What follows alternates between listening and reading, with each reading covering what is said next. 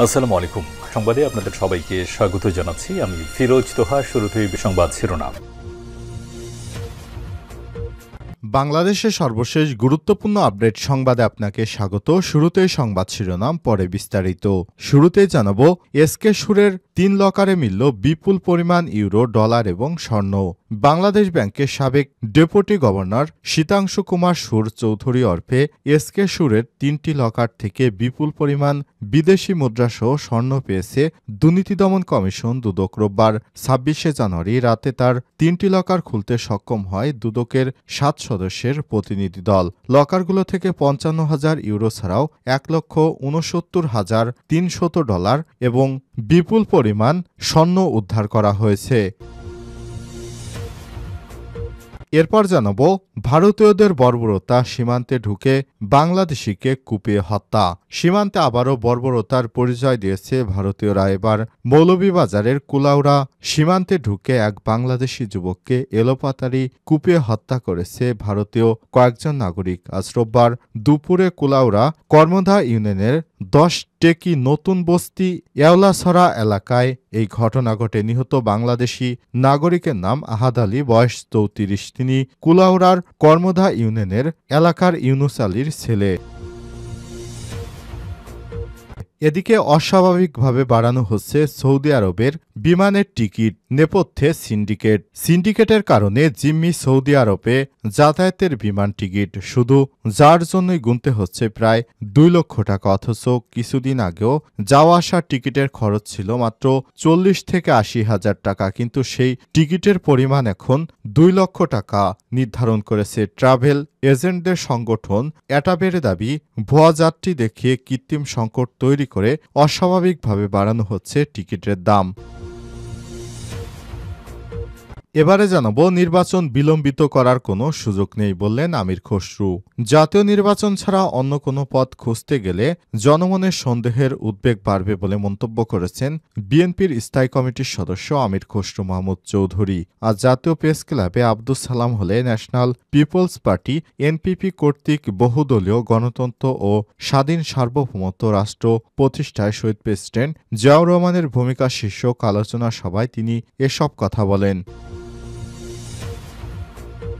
এদিকে ঐক্যবদ্ধ থাকতে হবে, ফ্যাসিবাদ যাতে ফিরে আসতে না পারে।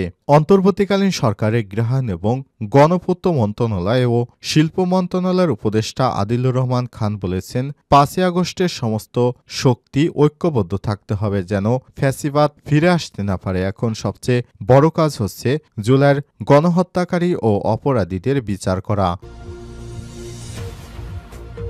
এবং সর্বশেষ জানাবো, তুরস্কে 15 জনকে গ্রেপ্তার। নেপথ্যে কি?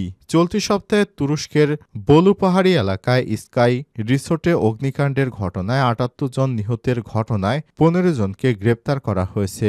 রোববার 26শে জানুয়ারি দেশটির রাষ্ট্রীয় মিডিয়ার খবরে সব তথ্য জানানো হয়েছে। খবর রয়টার্সের। এই পর্যন্ত দুর্ঘটনায় ব্যাপক সমালোচনা জন্ম দিয়েছে। স্বাধীন বিশেষজ্ঞরা জানিয়েছে, তুরস্কের পশ্চিমাঞ্চলীয় কার্তালকায়া স্কাই রিসোর্টের গ্র্যান্ড কার্তাল হোটেলে এই অগ্নি নিরাপত্তায় ব্যাপক ঘাটতি ছিল। তুরস্কের প্রেসিডেন্ট রিসেপ তাইপ এরদোয়ান গতকাল বলেছেন, এই ঘটনার সঙ্গে যারা জড়িত তাদেরকে বিচারের আওতায় আনতে কাজ চলছে। প্রিয় দর্শক, এতক্ষণ শুনছিলেন সংবাদ শিরোনাম, এবারে বিস্তারিত। তবে তার আগে বন্ধুরা, অনুরোধ থাকবে সংবাদটিতে একটি লাইক দিন। এই চ্যানেলে আপনি নতুন হয়ে থাকলে আমাদের সংবাদটি দেখতে দেখতে চ্যানেলটি সাবস্ক্রাইব করে রাখুন। কমেন্ট করে বন্ধুরা আপনার মূল্যবান মতামত জানিয়ে দিন আপনি বিশ্বের কোন দেশ থেকে বা বাংলাদেশের কোন স্থান থেকে আমাদের সংবাদটি দেখছেন এবং শুনছেন। এবারে বিস্তারিত।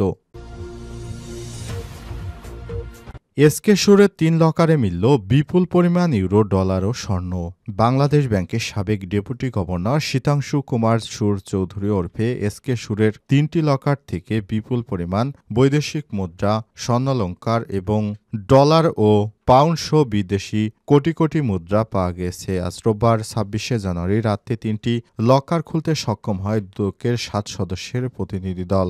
লকারগুলো থেকে 55,000 ইউরো ছাড়াও 1,69,300 ডলার এবং 1,500 গ্রাম স্বর্ণ ও 70 লাখ টাকা এফডিআর পাওয়া গেছে। এর আগে রোববার বেলা ১টার দিকে কেন্দ্রীয় ব্যাংকে উপস্থিত হয়ে দুদকের ৭ সদস্যের প্রতিনিধি দল পরে লকারে দায়িত্বে থাকা নির্বাহী পরিচালকের সঙ্গে নির্বাহী ম্যাজিস্ট্রেট সহ দুদক ও পরিচালক কাজী মোহাম্মদ সাইমুজ্জামানের নেতৃত্বে এই প্রতিনিধি দলের বৈঠক হয়। তবে সন্ধ্যা পর্যন্ত দুদকের প্রতিনিধি দল বাংলাদেশ ব্যাংকে অবস্থান করলেও দীর্ঘ সময়ে তারা এসকে সুরের ব্যক্তিগত লকারগুলো খুলতে পারেনি। অবশেষে তারা ৩টি লকার খুলতে সমর্থ হয়েছে। বাংলাদেশ ব্যাংকের এই ডেপুটি গভর্নর ধানমন্ডির বাসা থেকে গত ১৯শে জানুয়ারি ১৬,২৫,০০০ টাকা ও ৪.৫ কোটি টাকার ফিক্সড ডিপোজিটের ডকুমেন্টস উদ্ধার করে দুর্নীতি দমন কমিশন দুদক। ওই ডকুমেন্ট থেকে কেন্দ্রীয় ব্যাংকে তার ৩টি লকারের নথি পাওয়া যায়। পরে আদালতের নির্দেশে লকারগুলো খোলার অনুমতি পায় দুদক। এরপর দীর্ঘ সময় চেষ্টার পর দুদকের কর্মকর্তারা তার লকারগুলো খুলতে সমর্থ হয়েছে। ভারতীয়দের বর্বরতা, সীমান্তে ঢুকে বাংলাদেশিকে হত্যা।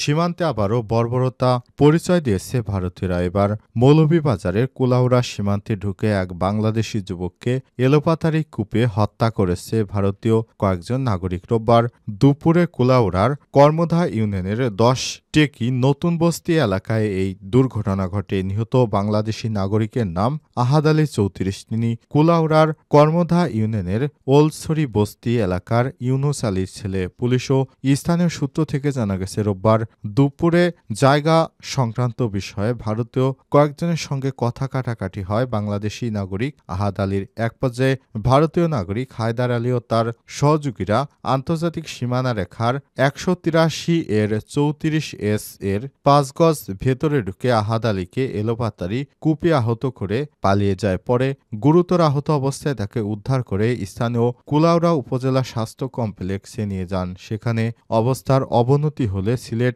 ওসমানী মেডিকেল কলেজ হাসপাতালে উন্নত চিকিৎসার জন্য নিলে সেখানেই তার মৃত্যু হয়েছে। কুলাউড়া থানার ওসি মোহাম্মদ গোলাম আফসার মৃত্যুর ঘটনা নিশ্চিত করে আমার দেশকে বলেছেন, লাশ মর্গে রয়েছে। হত্যাকারী ভারতীয় নাগরিক বলে জেনেছে। এই ঘটনায় মামলার প্রস্তুতি চলছে বলে জানান তিনি। অস্বাভাবিকভাবে বাড়ছে সৌদি আরবের বিমানের টিকিটের দাম, নেপথ্যে সিন্ডিকেটের কারণে জিমি সৌদি আরবে যাতায়াতের বিমান টিকিট শুধু যাওয়ার জন্যই গুনতে হচ্ছে প্রায় ২ লক্ষ টাকা। অথচ কিছুদিন আগেও যাওয়া আসার টিকিটের খরচ ছিল ৪০ থেকে ৮০ হাজার টাকা। ট্রাভেল এজেন্টদের সংগঠন আটাবের দাবি, ভুয়া যাত্রী দেখে কৃত্রিম সংকট তৈরি করে অস্বাভাবিকভাবে বাড়ানো হচ্ছে টিকিটের দাম। সৌদি আরবের প্রায় ২৫ লাখ প্রবাসী বাংলাদেশি বসবাস। এছাড়াও ওমরা ও হজ করতে যাওয়া যাত্রীদের সংখ্যা কম নয়। এর চাহিদা থাকা সত্ত্বেও ফ্লাইটের সংখ্যা না বাড়িয়ে উল্টো কমিয়ে দেওয়া হয়েছে কয়েকটি এয়ারলাইন্স। আটাবের দাবি, আগের সপ্তাহে চলত ৯৮টি ফ্লাইট, যা পরিকল্পিতভাবে কমিয়ে এখন ৪৬টিতে নামিয়ে আনা হয়েছে। শুধু তাই নয়, সৌদি এয়ারলাইন্স আগামী ৩ মাস ঢাকা থেকে জেদ্দা রুটে ভাড়া নির্ধারণ করেছে ১,৯০,০০০ টাকা থেকে ১,৮৪,০০০ টাকার মধ্যে। বিমান বাংলাদেশ এয়ারলাইন্সের জানুয়ারি-ফেব্রুয়ারিতে ঢাকা থেকে জেদ্দা রুটে কোনো সিট খালি নেই। মার্চে এক রুটের ভাড়া প্রায় ৮০,০০০ টাকা। এমিরেটস ও কাতার এয়ারলাইন্সেও ভাড়া লাখ টাকা ছুঁই। আর বাজেট এয়ারলাইন্সের এয়ার অ্যারাবিয়া ও জাজিরা এয়ারলাইন্সের ভাড়া ও লাখ টাকার কাছাকাছি। বিমানের টিকেটিং এজেন্সির সংগঠন association of travel agent of Bangladesh আটাবের শীর্ষ কর্মকর্তারা দাবি করেছেন, ভুয়া যাত্রী দেখে প্রায় ৬০,০০০ সিট এয়ারলাইন্সগুলো ব্লক করে রাখার কারণেই টিকেটের এমন অস্বাভাবিক দাম বৃদ্ধি পেয়েছে। এদিকে এয়ারলাইন্সগুলোর প্রতি ভাড়া সহনীয় রাখতে অনুরোধ জানিয়েছে, ইতিমধ্যে চিঠি দিয়েছে বেসামরিক বিমান চলাচল কর্তৃপক্ষ বেবিচক। নির্বাচন বিলম্বিত করার কোনো সুযোগ নেই আমির খসরু। জাতীয় নির্বাচন ছাড়া অন্য কোনো পথ খুঁজতে গেলে জনমনে সন্দেহের উদ্বেগ বাড়বে বলে মন্তব্য করেছেন বিএনপির স্থায়ী কমিটির সদস্য আমির খসরু মাহমুদ চৌধুরী। রোববার জাতীয় প্রেস ক্লাবের আব্দুল সালাম হলে ন্যাশনাল পিপলস পার্টি এনপিপি কর্তৃক বহুদলীয় গণতন্ত্র ও স্বাধীনতার সার্বভৌমত্বর জিয়াউর রহমানের শীর্ষক আলোচনা সভায় তিনি সব মন্তব্য করেছেন। আমির খসরু মাহমুদ চৌধুরী বলেন, নির্বাচন বিলম্বিত করার কোনো কোনো সুযোগ নেই। বাংলাদেশে যথাসময়ে নির্বাচন দিতে হবে এবং অতি দ্রুত নির্বাচন দিতে হবে। নির্বাচন নিয়ে যারা তালবাহানা করবেন তাদেরকে জনগণ ক্ষমা করবে না। বিগত ফ্যাসিস্ট সরকারকে যেভাবে দেশ থেকে তাড়িয়েছে, যারা নির্বাচন নিয়ে ষড়যন্ত্র করবেন তাদেরও পরিণতি মোটেও ভালো হবে না। এছাড়াও বিএনপির বিভিন্ন নেতাকর্মীদের বলেছেন, অনেকে অযথা বিভিন্ন সময় বিভিন্ন অপ্রয়োজনীয় টপিক নিয়ে কথাবার্তা বলেন। আপনারা বিএনপির ভারপ্রাপ্ত চেয়ারম্যান তারেক রহমানের কথা অনুযায়ী আপনারা সঠিকভাবে রাষ্ট্র পরিচালনা ৭ বছর আগে বিএনপির সংস্কার প্রস্তাব দিয়েছে সে বিষয় নিয়ে কথা বলেন। বিএনপির এই নেতা আরও বলেছেন, আমরা ২ বছর আগেও যুগপৎ আন্দোলনে দলগুলোকে নিয়ে ৩১ দফা সংস্কারের রূপরেখা ঘোষণা করেছি। সুতরাং বিএনপি সবসময় সংস্কারমুখী। তবে নির্বাচনকে বিলম্বিত করে যে সংস্কার, এমন সংস্কারের প্রয়োজন নেই। শুধুমাত্র অল্প কিছু সংস্কার করে দ্রুত সময় নির্বাচনের দাবি জানান বিএনপির এই জাতীয় স্থায়ী কমিটির সদস্য আমির খসরু মাহমুদ চৌধুরী।